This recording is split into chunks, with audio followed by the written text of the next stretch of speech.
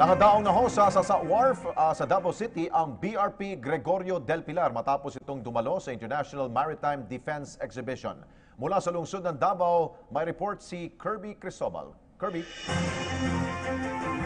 Alex, nakadaong na sa Wharf, Panacan, Davao City ang BRP Gregorio del Pilar na nanggaling ng bansang Singapore matapos na dumalo sa International Maritime Defense Expo Asia 2017 mula Mayo 11 hanggang Mayo 19.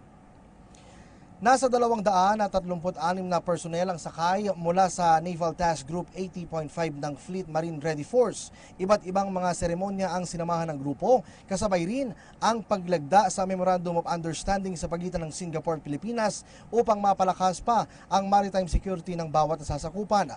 Mananatili ng hanggang May 31 ang naturang barko para naman makiisa sa anibersaryo ng Philippine Navy dito sa Davao. Bukod sa pakikisa sa pagdiriwang ng Navy, layon din ito na mabigyan ng pagkakataon ang mga taga Mindanao na masilayan ang mga kagamitan ng hukbo sa ilalim ng modernization program ng pamahalaan.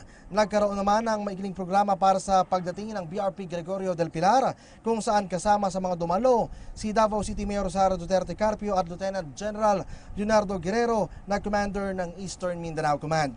Sa mensahe ni Davao City Mayor Sara Duterte, ikinagalak nito ang pagdating sa lungsod ng isa sa mga barko ng Navy na makakatulong din aniya sa pagbabantay at pagmimentina ng ating nasasakupan.